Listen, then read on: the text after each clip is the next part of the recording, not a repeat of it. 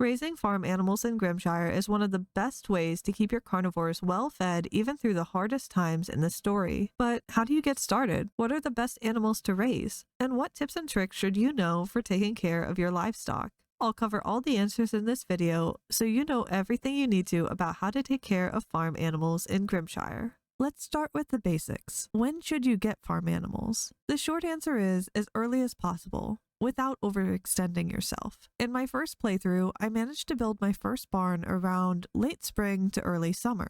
That timing lined up well with when keeping up with carnivore food started to feel overwhelming, which likely makes that a good general benchmark for most players. Before you can actually add any critters to your farm though, you will need suitable housing for them. In Grimshire, this comes in the form of a barn. To build a barn, you'll need to speak with Rowan the carpenter. You'll have to choose the build option in his dialogue, and then select the type of barn you'd like for him to construct.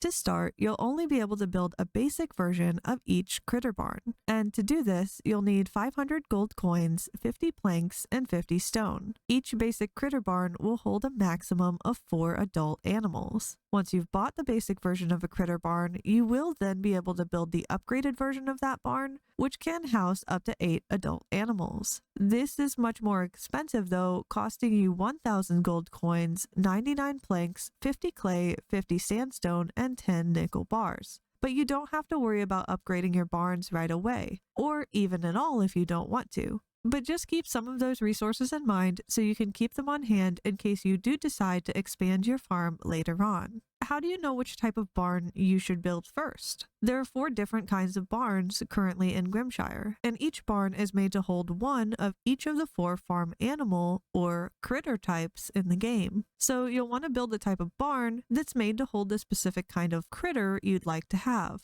These 4 critter types are Bluggies, Alpheeps, Girtles, and Chikrees. None of the critters are a bad first choice, but each do offer unique benefits that may be more or less helpful depending on your farming needs. Bluggy females lay eggs daily, Alpheep females produce milk daily, and all Alpheep can be shorn for wool every 3 days. Chikree females produce honey daily, and all Girtles produce compost daily and can be shorn for Girtleshrooms every 3 days. Keep in mind that these animals will need to be adults and not babies to produce their animal products. Likewise, older animals may stop producing animal products as much over time. When they're butchered, Bluggies produce tender meat, Alpheeps produce rich meat, wool, and bone, Girtles produce tough meat, bone, and shell, and Chikrees produce lean meat and bone. All of them produce blood, hide, and offal when they are butchered. Do I have a personal recommendation for a first animal to start with? Yes, I would probably recommend starting out with Bluggies. They have no upfront cost that you have to spend on tools unless you want to buy a butchering table. They age quickly if you are looking to butcher them, and they give a reasonable amount of animal products too. They also produce eggs, which are excellent, stamina-rich carnivore food. Furthermore, there's a quest for one of the villagers early on that asks you to deliver a Bluggy egg. And this is the first time I believe a side quest will ask you for any farm animal product. So having Bluggies first is handy for completing that little side quest as well. Alpheeps are also fantastic, but they do come with higher upfront costs. You'll need to buy shears and a milk bucket in order to collect their products, which can feel a little expensive early on. But that said, their milk restores 15 stamina, which is very solid, and their wool sells well, making it fairly easy to earn back the cost of those tools. Alpheeps also provide a large number of materials when butchered and only take slightly longer to reach adulthood than the other critters.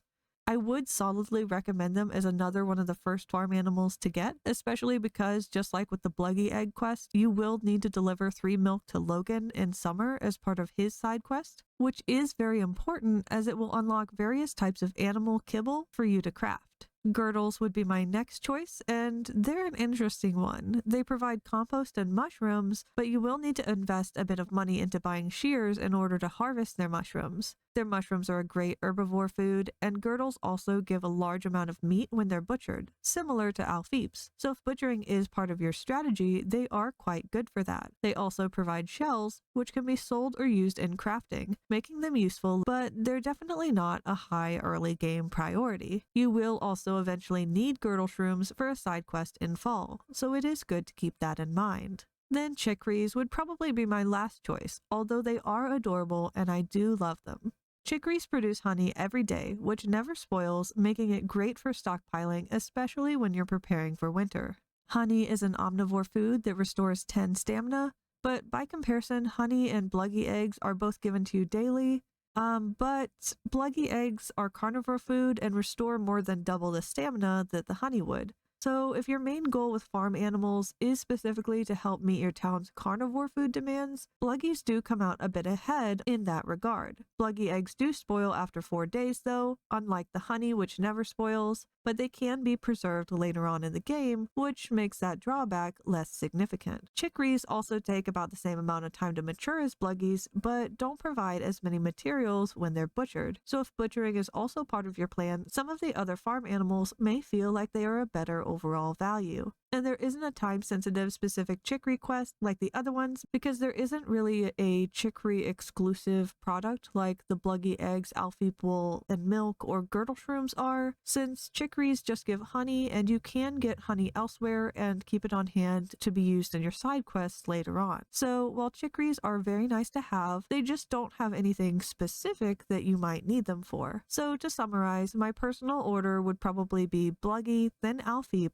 then Girtle, then finally chikree. But like I said, it really is your personal choice what you'd like to get first. And what you prioritize is going to largely depend on your resource needs and what types of critters you enjoy having. Once you've decided on your animal type and asked Rowan to build the corresponding barn, he'll give you a blueprint that will be added to your inventory. You'll need to walk back to your farm, put the blueprint on your item hotbar, and then place it down wherever you'd like the barn to be on your property. Keep in mind that if there are trees or rocks blocking the placement of it, you will need to clear them first in order to put the blueprint down. If there's something blocking the barn from being placed, the zone that you're trying to place the barn blueprint in will turn red, and you won't be able to put it down there. If it's green, you're good to place it. Once you've placed the blueprint where you'd like it, a little construction site will appear in that zone and Rowan will work on building your barn. And I believe it only takes a day or two for him to finish building it. Now that you have your critter housing, you might be excited to tame your first farm animal. But before you do, I recommend building a fence around your barn first. The fence will help keep your critters from wandering around and eating the crops in your garden.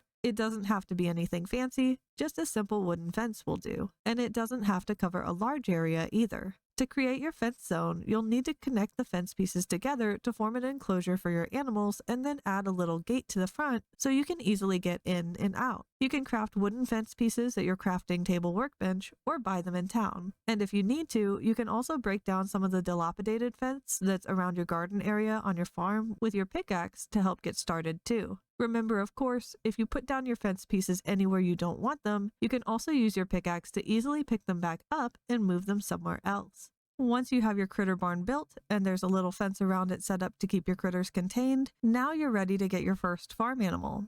So, how do you tame one? There are 2 ways. The first option is paying Tano, one of the Lynx brothers, to tame a critter for you. He can do this for 300 coins and it takes a couple of days. Personally, I don't think this is worth it though. Not only is this expensive, costing you over half of the gold of building the barn itself, but when you do have him tame the critter for you, it doesn't happen any faster than if you would have tamed the animal yourself. All it does is save you the time you would have spent walking around the world trying to find the critter and the cost of the 1 piece of food it would have taken to tame the critter, which doesn't really seem like a great value. The better option, in my opinion, is taming the critter yourself. To do that, you can talk to Kai, the other Lynx brother, and he will give you the locations of wild critters on the map each day. Once you know where the critters are, you can decide which one you want, check the map to figure out how to get to its area, and then head out to tame it yourself. Keep in mind that if you for some reason can't find Kai to talk to on a given day, you can always use your map and click on his name from the villager list to see an icon showing where he is. Or you can check for wild critters without his help. To look for critters yourself, just search through the marsh, forest, and mountain areas on your map. Since these are the only areas that wild critters currently spawn, it's not too difficult to look for them by yourself if you'd prefer to. As I mentioned, be sure you have a critter barn ready before you start trying to tame any animals, because if you do tame a wild critter without a barn, the game will still tell you that the critter has been tamed, but you won't be able to send it back to your farm. And and the critter will only be around until the end of the day before it resets, as the wild animals in the game usually do, so you'll have wasted the food you used to tame it. Once you've found a critter in the wild that you're interested in taming, you should be aware that wild critters can come in several variations that you will want to pay attention to before you start to actually tame them. Wild critters can be different species, Alpheep, Bluggy, Chikree, or Girtle, male or female, different life stages from baby to adult, and different styles or breeds, depending on the season you find the critter in. You can check this information by hovering your cursor over a critter in the wild, so that allows you to look at all its details before you decide whether or not you'd like to tame it for your farm. If the critter isn't quite the kind that you want, just wait until the following day and different critters will be around the world for you to tame. However, if the critter is the species, gender, age, and seasonal style that you'd like, you're ready to tame it. To do this, you'll need to feed the wild critter its favorite food to get it to bond with you. Each seasonal variant of the different critters has a different favorite food that can be used to tame it. And these favorite food items are wild forageables, or sometimes farmable crops. They're often specifically found in the season that the critter is tameable in. So these foods are generally not too difficult to obtain. Keep in mind too that dried versions of the critter's favorite food also work to tame them. So if you need to in a pinch, you can grab something from the town's root cellar to tame a wild animal if you aren't able to get their favorite food any other way. Here are the favorite foods for the different types of bluggies.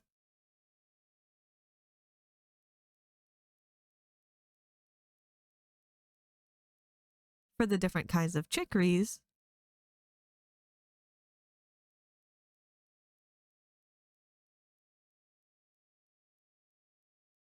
for the various kinds of Alpheeps,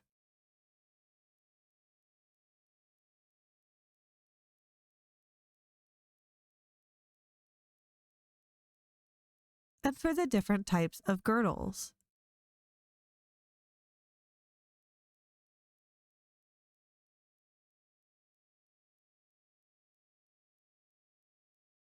There's also a special item called Critter's Delight that you can buy from Finn's shop, which allows you to instantly tame any type of critter. But it is fairly pricey and not really worth the cost unless you want to keep it as an emergency taming backup, or you really can't find a specific item in a certain season. However, it is cheaper than paying Tano to tame an animal for you, so it can be a useful tool if you happen to need it. Once you have the critter's favorite food in your inventory, you'll need to move it into your hotbar, walk up to the wild critter, and press the feed button. Be sure you don't press the eat button accidentally, because then you might eat the food yourself. You'll want to make sure that you're close to the critter and the feed button specifically appears. Once you've fed the critter, you should get a pop-up telling you that the critter loves you and asking you if you want to send it back to your farm. If you say yes, the critter will automatically walk off to your farm and go into its barn area. If you say no, the critter will stay where it is in the wild. If you do accidentally feed the critter the wrong food and it didn't like it, the game will tell you that the critter wasn't interested in the treat, but you can keep trying with other items as much as you'd like. If you feed the critter a similar food to its favorite food, like a raspberry when its favorite food is a blackberry, you'll get a special message that hints that the raspberry isn't quite its favorite food, but that perhaps another berry could tempt the critter. So you can use this to figure out the favorite foods on your own if you don't want to use any references. When you're taming critters in the wild for your farm though, how do you know how many critters you're going to need? If you're planning on having farm animals in Grimshire purely to collect their animal products and not do any butchering, I recommend you fill up your barns completely with the maximum amount of tameable animals. For the starter barns, this is 4 animals. And when you're filling up your barns, it's important to know that for Bluggies, Alpheeps, and Chikrees, only the females produce certain animal products. Only female Bluggies lay eggs, only female Alpheeps produce milk, and only female Chikrees produce honey. Therefore, if you are wanting to harvest things like milk, honey, and eggs from the farm animals, and you're not planning on doing any breeding or butchering at all, then it makes sense for you to tame only females. However, if you are planning on breeding or butchering the critters on your farm, you don't need to fill up your barn to maximum capacity right away. You can start with just 1 male and 1 female if you'd like. Of course, if you see more wild critters that you can easily tame, it's still excellent to tame them regardless, but even if you don't, your animals will eventually breed and your barn will fill up naturally over time. If you are doing breeding, you'll probably find that having just one male per animal species is sufficient for this purpose. The only exception to this, no matter if you are butchering your animals or not, is if you're trying to breed your farm animals together to get offspring with certain appearances. While you can't breed across species, so like you can't breed an Alpheep with a Bluggy, you can breed different types of Bluggies together. So you could breed a Frostberry Bluggy with a Creampop Bluggy, and if you did, the offspring would randomly be chosen from either of the two parent types. If that's your aim, you might choose to tame a male of a certain species that has a pretty appearance, so you can potentially breed a female for your farm with that same look. We'll talk more about animal breeding in a bit, but now that you have some critters at your farm, the most important thing is getting them some food. So let's cover that first. Critters can eat hay or kibble, and each of your critters will need either 1 unit of hay grass or 1 bag of kibble each day. Since a bag of even the simplest kibble takes 2 hay to make, it's typically best to feed your critters hay instead of kibble to conserve your resources. You might have noticed that there's a little bell inside of your critter barn and a little door that you can open and close on the front of it. You can ring this bell if you'd like to call your farm animals back into your barn, and they will come inside for you, and the little door can be opened or closed to let the animals choose to go in or out of your barn. These are useful to you when you're feeding your critters hay because you'll need to let them go outside of your barn and graze outdoors in order to consume hay. You can't put it directly into their feeding trough inside of their barn, so opening the door for them will allow them to graze on hay grass that you plant in your outside fenced-in area, and the bell will let you bring them back inside if you need to. Once your critters are outside, they'll eat your hay grass when it's completely grown, which is about every 4 days. They will eat hay instead of kibble when both are available. Hay is a crop that doesn't need to be watered, and it regrows after it's harvested or eaten down. So thankfully, it's very passive and easy to grow. Just don't forget to plant it inside of your fenced-in area so your critters are able to access it. And be aware too that hay will not drop seeds when you're harvesting it unless you're using the seed saver skill, but you can buy hay seeds from the ranch or general store in town. When your hay grass eventually dies out, which starts around the beginning of winter, your critters will eat the dead hay grass, but it won't keep growing after that. So it's good to stock up on extra hay so you don't run out of kibble around the winter time. If it's raining outside, keep in mind that your critters will choose to stay inside rather than leave their barn, so you will still want to have kibble available to them in their barn's food trough so they don't go unfed on those days. So what about these rainy days when your animals can't go outside? Or when might you want to feed your animals kibble instead of hay? And how do you even get kibble in the first place?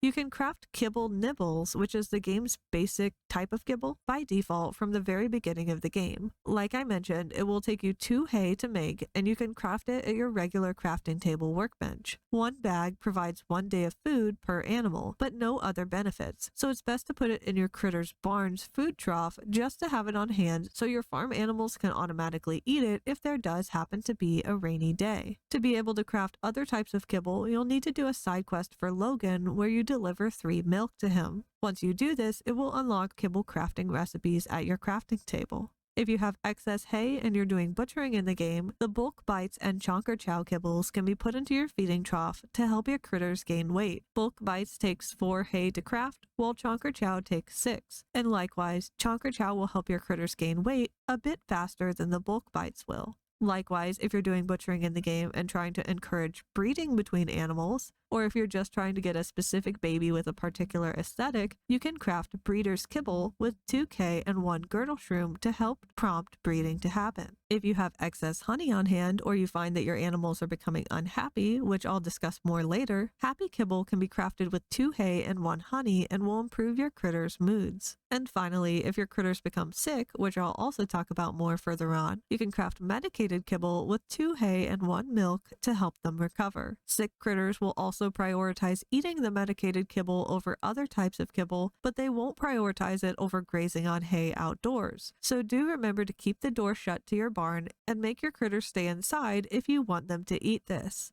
But crafting kibble isn't the only way to get it, and you might not be able to craft some of the more advanced kibble recipes when you need them in early game due to the ingredients they require. So how do you get it? Thankfully, you can buy kibble of various types at any time from Rufus's shop in town. Likewise, you can find it in chests while exploring the mines and receive it from doing certain side quests for the townsfolk. It's cheap and it doesn't expire, so it never hurts to stock up on it if you feel like you need to. Now that you have your critters well fed, let's talk about collecting their animal products. To collect milk, wool, or Girtleshrooms, you'll need to have either shears or a milk pail equipped, and then you'll need to walk up to the farm animal and interact with them. For Alpheep wool, you'll know when you can use the shears on them because they'll look a bit fluffier than usual. Mushrooms will be visible when they're ready to be sheared off the girdles, and there will be a little milk icon over the Alpheeps when they're ready to be milked with the pail. For other animal products like eggs, compost, and honey, you won't need any special tools. The items will just appear in the barn for that specific critter. When you're breeding animals, you don't have to do anything special. Simply having one male and one female of the same critter species will allow them to start breeding. Sometimes they won't breed right away, so if you do want this to happen faster, you can craft the breeder's kibble at your workbench and add it to your feeding trough to help encourage them to breed sooner. Eventually though, you should see a little heart icon in your critter menu next to the portrait of your female critter, denoting that she is pregnant. Once this happens, a baby is born, or sometimes twins, after a few days. Keep in mind that there is no family lineage or genetic relation in this game, so if you're doing butchering and you do end up needing to breed animals together that are technically in the same family tree, the game doesn't see or consider this at all. As I mentioned in my Grimshire Best Skills Guide video, there is a relevant skill you can choose in the game, which makes it more likely for your animals to give birth to twins. And this is a great skill, but mainly if you're planning on doing butchering. Otherwise, your farm animals will quickly outbreed your farm capacity, and you'll be overwhelmed with the amount of critters and possibly critter sickness that you have to deal with. If you are doing butchering though, the twin skill is great, especially when paired with the butcher skill to give you higher yields. So let's talk a little bit more about butchering. If you do plan on doing it,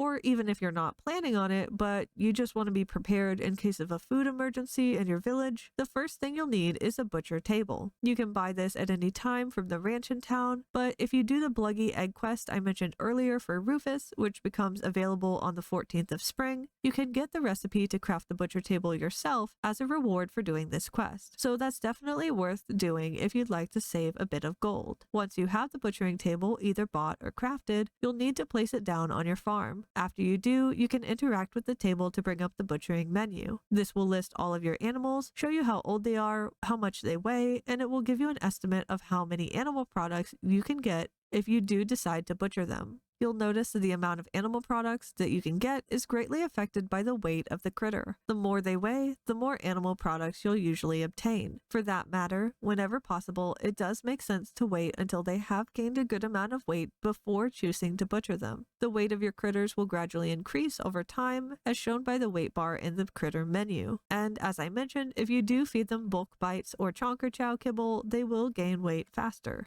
Once your animals reach old age, they will start to lose weight over time, so it is best to prioritize butchering them before they become geriatric. You can tell when they are about to reach this old age state because their age bar will change color from green, meaning they are not close to old age, to brown, which means they will be old age soon, and then to red, which means they already are old age. So basically, if you see the bar change from green to brown, that would be the best time for you to consider butchering. Of course, you don't need to wait this long for every animal, especially if you are getting overrun with twins, having a lack of space, or starting to have sick animals. So just bear in mind that you can butcher animals at any time if you have to. If this is the case when your animals give birth, it's wise to butcher the critter that is oldest or weighs the most before the babies become adults and start to count toward your barn capacity limit. That way you can lessen the risk of your animals getting sick and potentially dying due to illness. Interestingly, although old age affects weight and butchering yields, whether you butcher a baby or adult creature doesn't seem to matter much as long as the weight is the same. So a baby and adult critter that weigh the same should still produce around the same amount of animal products when they are butchered.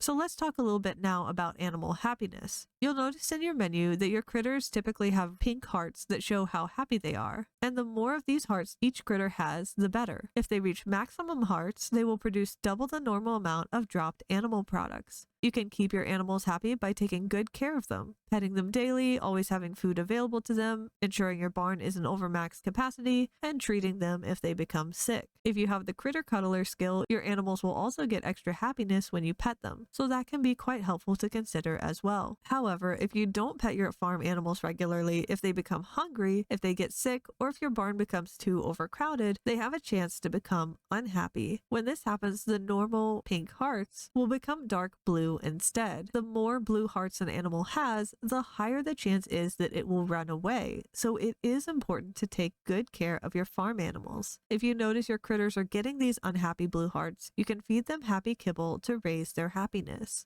At any time, completely at random, your farm animals can also become sick. However, the likelihood of them getting sick is higher depending on certain factors. If your barn is over its maximum capacity of animals, you're forgetting to feed your animals, or if your critter is older, sickness can become more likely. If your barn is overcrowded, you'll see this in your menu when you click on your critters. At the bottom, it will say overcrowded, and below that, the menu will show you your barn's maximum capacity and exactly how far over it you currently are. Only live adult animals count toward your maximum barn capacity though, so it doesn't matter if you have a bunch of newborn critter babies. They won't technically count toward your barn animal limit until they reach adulthood. If you see that your barn is overcrowded, that's a big warning sign for you to consider butchering some of your animals or upgrading your barn size if possible. When your critters do get sick, they will have a green effect around them and a green sick icon on their portrait in your critter menu. They will also not produce their normal animal products while they are ill. As I mentioned though, you can give them medicated kibble to heal them.